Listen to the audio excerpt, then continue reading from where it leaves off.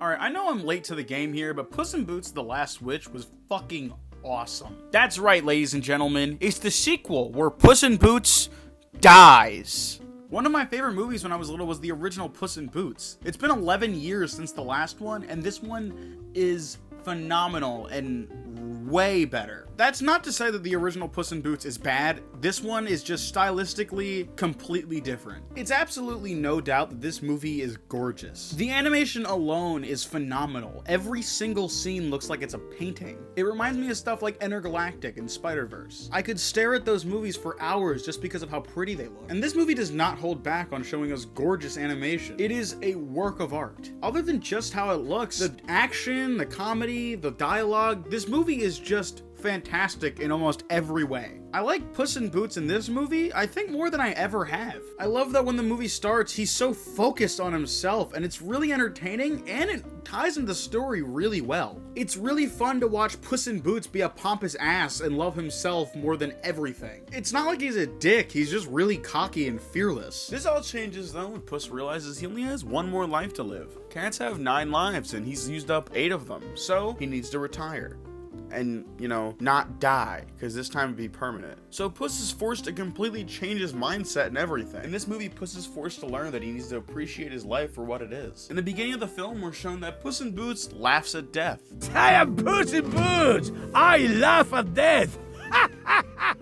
You see? He doesn't see it as a serious casualty, mostly because of all the times he's come back as a cat and because he thinks that he can stop anything that crosses his path. Puss ends up spending most of this movie trying to find the wishing star so that he can wish back all 9 of his lives and he can live the life that he was already living. But he ends up having to realize that he needs to live and appreciate the last life he has left, because he hasn't appreciated any of the 8 previous. He's been living so far like he's immortal, and he just hasn't really given a fuck about any casualties that's happened to him. Also, the story beat of Puss being on his last life gave us the amazing animated villain that is Death. I don't know about villain, but animated antagonist that is just the embodiment of death. But we'll talk more about him later when I talk about all of the antagonists, because now that I think about it, there's like 3 groups of them. Not long after Puss retires, we meet our next 2 protagonists, Perrito and Kitty Softpaws. Now, anybody who's seen the original Puss in Boots knows that Kitty Softpaws debuted in that movie, so they're not going to sit here and reintroduce her as a character. She's already established, and they don't need to.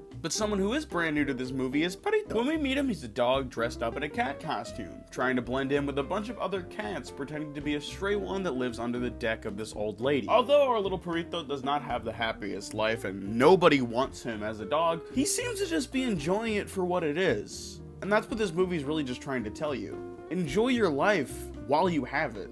It's not long, and it goes by really fast, and you shouldn't take it for granted. Obviously, this character doesn't have to learn that because he was already doing it. He already did appreciate his life for what it is. He had everything he ever needed, and now he had new friends, and that's something he didn't have before this movie started. The only thing he needed was friendship and people in his life, and he found those immediately. He's the only character who's with them when they're looking for the wishing star, who wants nothing to do with the wishing star. When I was originally watching this movie, I had a few people who thought he was really annoying, and I 100% disagree.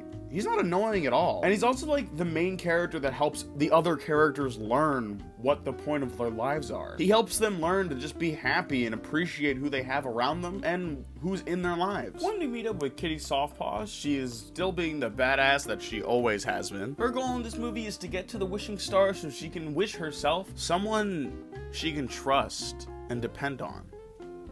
Shit. Kitty may have a pretty good life, and she may appreciate her lives for what they are, and actually care and pay attention to how she can die. But she's lonely. Incredibly lonely. She has nobody by her side and has terrible trust issues, which leads her to not trust either of the characters in the beginning when she meets them again. It takes her almost the entire movie to warm up to Perrito. She doesn't trust Puss again until she hears him talk about how he feels bad for leaving her at the altar. 2 cats were getting married. She only does things by herself. It's not like she has a partner or anything because she doesn't trust anybody. She ends up realizing she doesn't need a star for this because the people she wanted to trust were right in front of her the whole time, throughout the entire movie. I think that's really, really cool. The whole lesson of the wishing star was that everything these characters wanted was right in front of them the whole time. But I will also get back into that later. Now, let's talk about the antagonists. Now, out of all the people that are trying to kill our characters in this movie, we have Goldilocks and the 3 Bears, Jack Horner, and death. Straight up. Now, not only are all of these characters entertaining, I'm gonna just fucking tell you why they are separately, because all of them are so much fun to watch on screen. I love that Goldie and the Three Bears go back and forth from being terrifying to really funny. On one hand, it's like, well, you know what? Goldie's running a crime family with 3 big-ass bear bodyguards, and that's kind of what I thought this was. But then you end up realizing that they're actually a family. Like, the whole fairy tale happened where Goldie stumbled into their house. They just ended up adopting her and inducting her into their bear family. The bears are really good people, other than the fact that they pretty much kill or do any illegal thing that Goldie tells them to do. They're really sweet and they care for her. And they're badly hurt when she tells them that her wish was to get a new family. A real family, not a bear family. But they're still willing to help her get that wish because they care so much about her. The bears themselves are really entertaining characters, and so is Goldilocks. I also just love when they give Puss in Boots and Kitty, like, opponents that they can fight that tower them in size. Just completely. Not even because it's like a human, but like it's 2 cats fighting 3 fucking bears. Also, just the designs of all 4 characters, being Goldilocks and the 3 bears, are really impressive. I like that all of them look weird and scary in their own right. I also absolutely love their voices, and I could listen to them talk forever. As I said, Goldilocks' wish is for a new family. She wants to not be an orphan anymore, and she wants to be relocated with her actual family. And although they are hurt by this, they help her anyway, because they love her. Goldie, like her protagonist, ends up having to realize that what she wanted was right in front of her the whole time. A loving family was already there waiting for her, helping her get a new loving family. And she ended up having to realize that that's selfish and that she doesn't need to do that. And that's kind of what most of the characters realize once they get the wishing star. Once Kitty realizes how Puss feels about her, she's not really interested in getting the star for herself. She already says that they can share the wish, and she doesn't actually know why Puss wants it. She just thinks that they can get it together. Pedrito just needed friends in his life, and that was solved when they showed up. So, he never even wanted the star to begin with. Puss needed to learn to take his life way more seriously and to appreciate the people around him and himself. Throughout the movie, while they're following the map to the wishing star, he ends up realizing that he appreciates and loves the 2 people around him. Puss finally learns to appreciate his last life, but that's not the only thing he has to face. It's not like Puss just needs to realize that he doesn't have a wish anymore. There's still one more thing he has to face. And that, ladies and gentlemen, is death. Puss, throughout this entire movie, is being chased by death, and he's trying to run from it. The other thing Puss realized he had to learn in this movie was to not run from his problems and to face them head on. Anytime he gets scared or isn't really fucking with the vibe, he leaves. He gets out because he doesn't want to be in this terrible situation anymore. Instead of facing his fears, he runs from them so he doesn't have to deal with them. It's why he left Kitty at the altar. It's why he spends this entire movie running from death. Now, death is just such an amazing antagonist. Probably one of the best animated antagonists and just antagonists in general in anything I've ever seen. He is fucking terrifying, and that whistle is eerie as shit. The crazy thing is, he only fights Puss like 2 times, but he just constantly ends up showing up over and over again in the background to scare the fuck out of him until he inevitably shows up at the end to take Puss's last life. He decides that since Puss didn't take his first 8 lives seriously, that he should just cash it in now and take this one. Puss doesn't get to have this life back until he faces death. And it's not until death realizes how bad Puss is fighting for this last life that he lets him have it. Because the whole point was that Puss is supposed to appreciate his life and not just take it for granted like it was nothing. Life is sacred and it shouldn't be wasted, and that's what death was trying to get across to Puss. Well, that's what he was trying to say, but like, he was also saying it's too late, motherfucker, time to actually die. I will also say, rewatching this movie or just scenes from it, knowing that the big bad wolf is the personification of death makes it even more enjoyable. Because our characters don't know that. They think he's some fucking bounty hunter who's scary, but he's death. He's the Grim Reaper. It's little lines that just make him being death so much cooler. Like how he says that nobody's been able to stop him before. When you originally hear that, you just think, oh, this guy is just the shit. No, it's because he's the fucking Grim Reaper and you can't outrun death!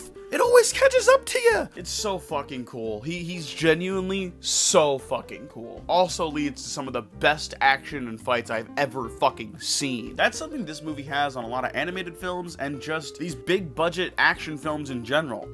This movie has some of the best fight scenes I have ever fucking seen. The film does an excellent job at keeping your eyes focused on the screen and watching everything that's happening. You don't want to look away, it's all so beautiful. Overall, this movie is made for the whole family. I loved this movie for being a family film. Genuinely an animated movie for the entire family to enjoy. And I love films like that. Obviously, animated films aren't just for kids, and obviously it's a huge disrespect to them when people say that or think it. Not only is the action really good, another thing that makes this for everybody is the comedy. It's funny as shit. The reason I didn't single any character out specifically as funny earlier is because all of them are.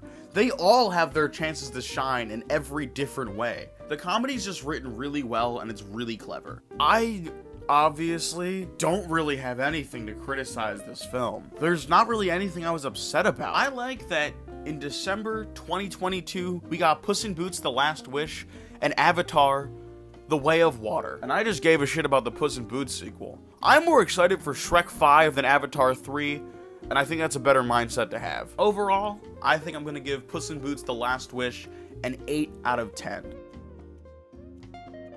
So as always, like, subscribe, and save Norbin now. Goodbye, guys. Jack Horner also is incredibly entertaining. Voiced by John Mulaney, in this movie he owns a ton of random fairy tale knickknacks and shit. We end up realizing in this film that he is just the worst piece of shit in the world. Like, he is just fucking awful. There is no redeeming qualities about him, and that's kind of why he's one of the best characters in the whole movie. He doesn't give a fuck about what people think about him, and he doesn't give a fuck about any of the people around him. Even if they are helping him, they are just bodies on his fucking count because he does not give a shit about their lives as people. We watch Jack Horner lead multiple people into the open arms of death. We watch him actively let people die and just straight up fucking kill people. I think one of my favorite bits, and I know it was definitely something a lot of people also loved, was that little Jiminy Cricket clone who was on Jack Horner's shoulder, trying to be his conscience and telling him why the things that he's doing are wrong, and Jack just not giving a fuck at all for this thing to slowly realize and be like, Jesus Christ, what the fuck? Why are you doing this? Stop! And it's just really fucking funny.